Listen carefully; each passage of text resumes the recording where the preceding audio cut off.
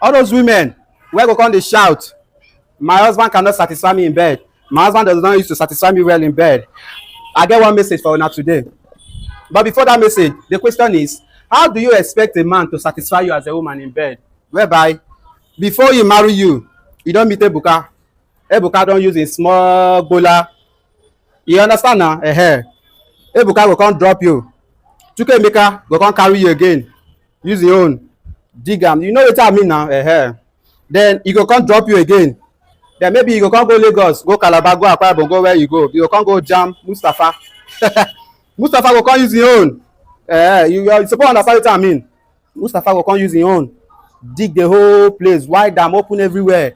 At the end of the day, one innocent man go come carry you, put for house, say he marry you. You go come dey complain, dey shout, my husband cannot satisfy me in bed. My husband cannot satisfy me in bed. If he cannot satisfy you in bed, have you tried under the bed? You don try your husband under the bed? Beside the bed, you don try am?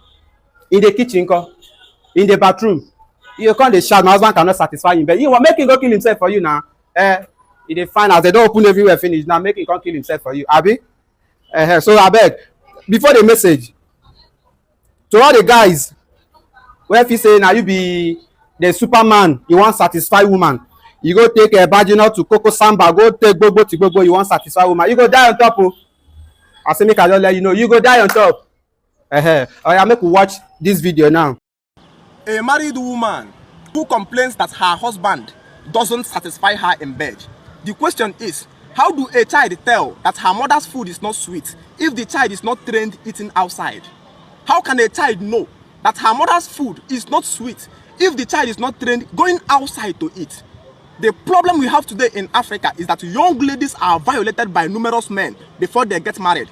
And so eventually when they get married, they begin to compare what the man brings and what they get outside. They begin to compare the strength and the size of what the man gives to what they receive outside. And now they begin to cry for insatisfaction. Because our ancestors understood that a woman must be arrested before she is exposed. Because exposure destroys women. The more she's exposed to men, the more it becomes difficult for that man, for that lady to stay under a man. So our ancestors says that fornication destroys a woman, not because of hellfire, but because a woman who has been exposed found it difficult to stay under a family, under a home. She will cry for insatisfaction because she has been exposed to a different size and a different weight and speed and energy. Our ancestors understood this principle and arrested young ladies at age 16, 17. She's already married. So when she comes into that family as a virgin, the first and the newest she takes becomes that of the man. So she doesn't even know what is satisfaction or what is not satisfaction. She felt saturated under whatever the man brings. As a virgin she is. Conception can never be difficult in that system. One palm she already produced kids. That is why those days we have 3, 4 wives. They shared it according to schedule. If it is 1, 1, 1, 4 market days, it will reach the 4 of them, and all of them are satisfied because they all came into the family as a virgin. So today the white man truncated that family system and allow a young lady to come to age 25, 26, 27 when that young lady must have met more than 10, 18 men. When you now bring the young lady inside your house, instead of accepting what you give, she now begin to judge you. For somebody to compare you means there was a past. They now begin to compare. He doesn't last. He doesn't remember. These things enact from when somebody have truncated the way our family is built.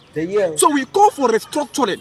It's time again to arrest the hormones of young ladies when they are still fresh. Pick 18, 19, then you would understand the reason why your ancestors never have issue with conception. 15, 16, 17. So that at that point that the hormones is still coming up, they can give birth as many as you want without any IVF or praying for a child. Thus one time they are pregnant and they will never cry of insatisfaction. Because a child that does not, when we are growing up, we are told that okay? Nobody says his own mother's food is not sweet because you are not trained to go outside, eating outside anyhow. So whatever your child gives becomes necessary. The moment your woman begins to complain that you are not satisfying her, it means the woman has been overexposed before she comes into your compound. A man doesn't owe you satisfaction. What a man owes you is to give you a child. There is nothing on earth that satisfies a woman. If you like, kill yourself upon her. The best way to satisfy a woman is to make her pregnant. The best way to satisfy a woman is to make the woman pregnant. Simple and short. because the greatest joy of a woman is her child. Give her child and have peace of mind to plan as a family. Don't ever take the risk of going to satisfy a woman. Even if you die, she will not be satisfied, because our ancestors understood the principle of avoiding problem. The white man came to solve problem. So today, a man is going to watch 10 movies, read 10 books on how to satisfy a woman, and the woman is still crying of insatisfaction because she was a... My brother, God go bless you. God go bless you.